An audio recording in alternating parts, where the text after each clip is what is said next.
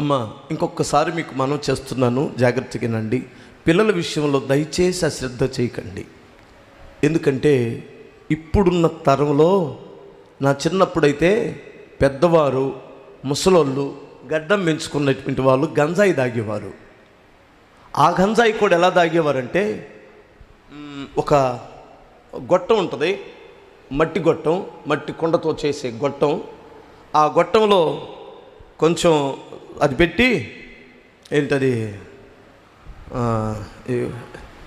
కొబ్బరి పీసు పెట్టి దాంట్లో మరలా కొంచెం గంజాయి అది పెట్టి ఒక గుడ్డేసి, ఇలా ఈ మైక్ ఉంది కదా, ఇలా ఉంది కదా, రే ఏంట్రా, ఇలా అని పీల్చేవాడు. ఈడు పీల్చిన తర్వాత ఆడికి ఇచ్చేవాడు, ఆడి పీల్చిన తర్వాత ఈడికి ఇచ్చేవాడు, ఈడు పీల్చిన తర్వాత ఆడికి ఇచ్చేవాడు. చుట్టూ కూర్చొని వాళ్ళు పీలుస్తూ ఉండేవాళ్ళు గంజాయి దమ్ము. అప్పటికే వారు ఒక రకంగా ఇలా ఉండేవారు. ఒక్కొక్కడు పెద్ద గంపడ తింటాడు అలా త్రాగినటువంటి వాడు. ఓకే, నాకు తెలుసు. ఎందుకంటే నేను యాడ్లో చేసేటప్పుడు మా తాత ఒక ఆయన ఉన్నాడు, సుబ్బయ్య తాతని, ఆయన మేస్త్రి, ఆయన తాగేవాడు గంజాయి. అందుకని నేను చాలా పర్టికులర్గా చూశాను. మాకు మేస్త్రి ఆయనే. నేను తాత అనేవాడిని, సొంత తాత కాదు, తాత అనేవాడిని, పెద్ద ఆయన కాబట్టి. ఆయన తాగేవాడు. ఇప్పుడు పిల్లలు 15, 16, 14 సంవత్సరాలకే సిగరెట్ అంతా ఖాళీ చేసి, ఈ గంజాయి ముక్కలు కట్ చేసి గంజాయి ఆకులు లోపల పెట్టేసి, పైకి కనిపిస్తుంది సిగరెట్, వాడు తాగుతున్న మాత్రం డైరెక్ట్గా గంజాయి ఆకును పీల్చేస్తున్నాడు. అది చాలా ప్రమాదం. వాడు డైరెక్ట్గా తాగేసి సిగరెట్టు, మందు త్రాగినటువంటి వాడు ఒక సీసా తాగితే కింద పడిపోతాడు, ఈడు ఎన్ని తాగినా కింద పడడంట. అది అసలు విచిత్రమైన పని. కానీ వీడు కసి పెరుగుతూ ఉంటుంది. నిజంగా చెప్పాలంటే తల్లిదండ్రులను కూడా కొట్టడానికి వెనకాడట్లేదు వాడు. ఇంట్లో ఎంతమంది ఉంటే అంతమందిని కొట్టేస్తున్నారు. 24 గంటలు వాడికి మత్తు కావాలి. ఏ పరిస్థితిలోనైనా వాడికి ఆ మత్తు కావాల్సిందే. ప్రస్తుత కాలంలో దేశమంతా, ఆంధ్రప్రదేశ్ కాదు, దేశమంతా ఈ ట్రెండ్ నడుస్తుంది. అందుకని మీ పిల్లలు ఎవరు సహవాసం పడుతున్నారో, ఏ సహవాసానికి వెళ్తున్నారో ఫస్ట్ గమనించండి. అవునా? రెండవది, వారిని దేవుని యొక్క మార్గములో పెంచండి. చిన్నప్పుడు, మరి కొంచెం పెద్ద అయిన తర్వాత నీకు అలివిగాడాడు, చిన్నప్పటి నుంచి వస్తే ఆశీర్వదించబడతాడు. ఇంకా ఒక్క మాటతో చెప్పాలంటే, నా అనుభవంలో నుంచి నేను చెబుతున్నాను. నువ్వు ఒక్క ఆదివారమే నీ బిడ్డను తీసుకొని వచ్చి అలా చూపించి నీ పక్కనే కూర్చోబెట్టుకొని తీసుకొని వెళ్తే ఎంతవరకు గ్యారంటీగా ఉంటాడో తెలియదు. కానీ నా అనుభవంలో నేను చెబుతున్నాను. అరే వాడేడ్రా, ఎర్రటోడు వాడేడి, సండే స్కూల్కి వెళ్ళాడు.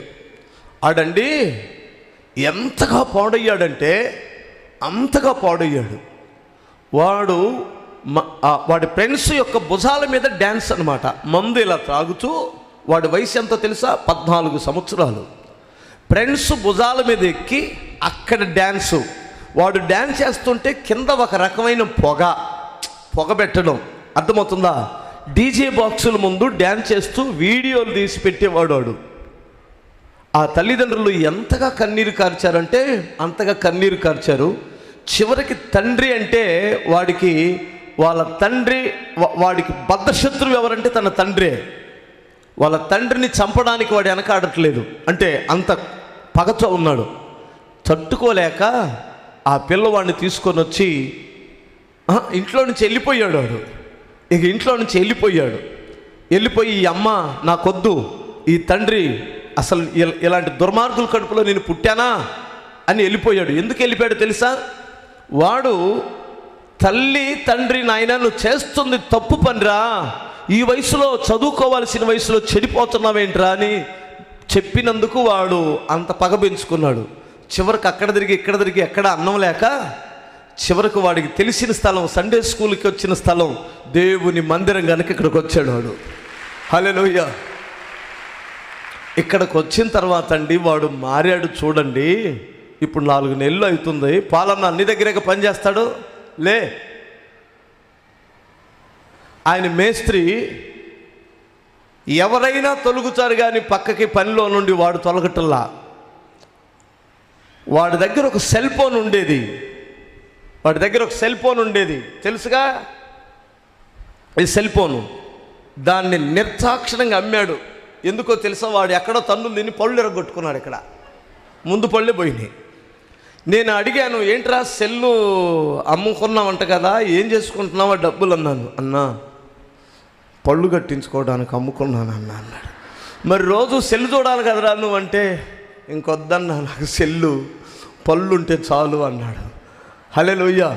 ఏంటి ఆడికి ఎవడో చెప్పలేదు, ఆడంతటి కాడు అమ్మి ఒక మనిషిగా మారడానికి ఇది పోలీస్ స్టేషన్కి సరిపోయిద్దా? పోలీసులు వల్లయిద్దా? దేవునికి ఒక్కడికి మాత్రమే వల్ల అవుతుంది. అందుకని చేతులు కాలిన తర్వాత ఆకులు పట్టుకోవడం ఎందుకు? పిల్లల్ని పరిచర్యకి కూడా పంపించండి. బలవంతంగా తీసుకొని వచ్చి పరిచర్యలు పెట్టండి. 1 గంట పని చేయమని. శనివారమో ఆదివారమో కుదిరిన రోజు, అర్థమవుతుందా? 24 గంటలు ఎక్కడేం పరిచర్య ఉండదు. శనివారం సాయంత్రం మధ్యాహ్నం నుంచి ఉంటుంది, విడిచిపెట్టండి. మళ్ళీ సాయంత్రం మీరు తీసుకొని వెళ్ళిపోండి. ఓకే. ఆదివారం అయిపోయిన తర్వాత ఆ కుర్చీలు తీయడమో, ఆ శామ్యానాలు తీయడమో, ఏదో ఒక పని చెప్పండి. ఏదైనా స్పెషల్ మీటింగులు ఉన్నప్పుడు, పిల్లలకు సెలవు వచ్చినప్పుడు పంపించండి. నేను అన్నం పెడతాను, ఇక్కడ కూర్చొని ప్రార్థన చేసుకుంటారు. వాడికి 1 సారి 2 సార్లు 3 సార్లు వచ్చాడంటే నువ్వు రమ్మనకుండా వస్తాడు వాడికి ఇక్కడికి. అర్థమవుతుందా? ఇక నువ్వు చెప్పాల్సిన అవసరంలా. ఎక్కడున్నావురా అంటే చర్చిలో ఉన్నానంటాడు, ఒకటే మాట. ఎందుకంటే ఇక్కడ దేవుని యొక్క ఆకర్షణీయమైన ఆ అభిషేకం ఇక్కడ ఉంటుంది పిల్లలకి. ఒకవేళ ఈ ఆకర్షణ వద్దు, ఇక్కడ చెడిపోతారు నా పిల్లలు, నా కొడుకు ఏంటి అక్కడికి వెళ్ళి సాంబార్ అన్నం తింటామేంటి, నా కొడుకు హీరో కదా, ఫ్రైడ్ రైస్ కదా తినాల్సింది, బిర్యానీ కదా తినాల్సింది, రోడ్లమ్మడ కదా తిరగాల్సింది, పల్సర్ బైక్ మీద కదా తిరగాల్సింది, ఎబ్జెడ్ కదా నా కొడుకు తోలాల్సింది అనుకుంటే, స్తోత్రం, నీ ఇష్టం. నీ కొడుకు, నీ కూతురును కూడా నమ్మమాకండి. అర్థమవుతుందా? కొడుకుల గురించే చదువుతున్నానని కూతుర్లందరూ సంకలు దాడుతున్నారు, మా గురించి చెప్పలేదని. అసలు కొడుకు చెడిపోయాడంటే, వాడి కొడుకు చెడిపోయాడంటే ఇంకొక ఎవడికో పుట్టిన కూతురు ఒకటి ఉందిగా. అర్థం కాలేదా? ఇప్పుడు ఈయన కొడుకు చెడిపోయాడని మనం చెప్పుకుంటున్నాం, ఎవడికో ఎక్కడో పుట్టిన నీకు తెలియనటువంటి వాని కూతురు ఒకటి ఉంది కదా, ఉంటేనే కదా మరి ఈడిట్లా అయ్యాడు. అర్థం కాలేదా? మొన్న ఒకడు పిచ్చెక్కొచ్చాడు, వాడికి అన్నం తింటలేదు, అన్నం మానేశాడు, వాళ్ళ అమ్మా నాన్న తీసుకొని వచ్చాడు. ఈడు అమితంగా ప్రేమించాడట. అర్థమవుతుందా? ఈడి క్రెడిట్ కార్డా ఏదో కార్డు ఉంటుంది కదా, ఆ కార్డు అంతా శుభ్రంగా స్వహా చేసింది. తర్వాత ఏరే వాడిని పెళ్లి చేసుకుంది. నువ్వు నాకు ఇష్టం లేదురా, నిన్నెందుకు చేసుకుంటాను, నువ్వు ఓన్లీ ఫ్రెండ్ అంతే, నేను ఫ్రెండ్ అనుకున్నాను, నేను లవర్ అనుకోలేదు అన్నాను. ఒకటే మాట.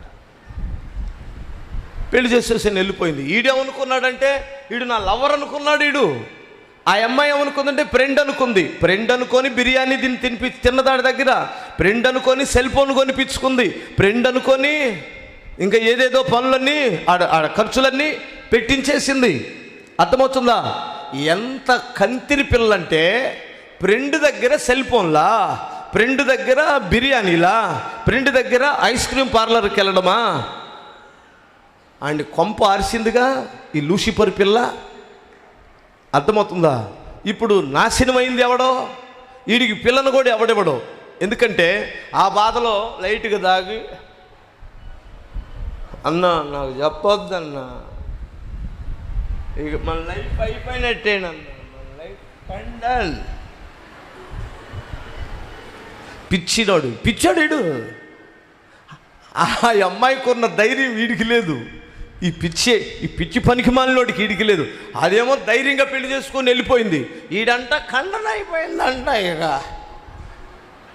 మజ్ను కదా దేవదాసు, పిచ్చోడా. ఆ పనికి మాలింది కాకపోతే ఇంకొక దాన్ని నీ తల్లిదండ్రులు చూసి చేసి నీ జీవితాన్ని, ఆ దరిద్రాన్ని తీసేసాడంటేనే సూపర్ జీవితం. నీ జీవితంలో దరిద్రం పోయింది అనుకోవాలా. ఎందుకో తెలుసా? ఇది రేపొద్దున నిన్ను ఫ్రెండు అని నిన్ను ఖాళీ చేసిన పిల్ల పెళ్ళైన తర్వాత కూడా ఒక ఫ్రెండుని పెట్టుకుంటే ఏం చేస్తావు? చచ్చిపోతావు, ఉరిపోసుకొని చచ్చిపోతావు. అందుకని అసలైతే వీటి జోలికి వెళ్ళకూడదు పిల్లలు. ఈ పనికి మాలిన పెళ్ళి కాకముందు ఇలాంటి ఫ్రెండ్షిప్ అని, ఆ షిప్ అని, ఈ షిప్ అని వెళ్ళకూడదు. ఈ షిప్పులు మధ్యలో ముంచేసే షిప్పులు ఇవి, అర్థమవుతుందా? నడి సముద్రంలో ముంచేసే షిప్పులే, బద్దలైపోయే షిప్పులు. వాటి జోలికి వెళ్ళకుండా ఉండడం ఎంతో మంచిది. అందుకని నేను ఇదంతా ఎందుకు చెప్పుకొస్తున్నానంటే, పిల్లలే కదా మన ప్రాణం, పిల్లలే కదా మన సమస్తం, మన ఆస్తులు. వాళ్ళని కానీ ఎట్లో కట్ట ప్రభువులో పెంచుకోగలిగితే మనం దీవించబడతాం.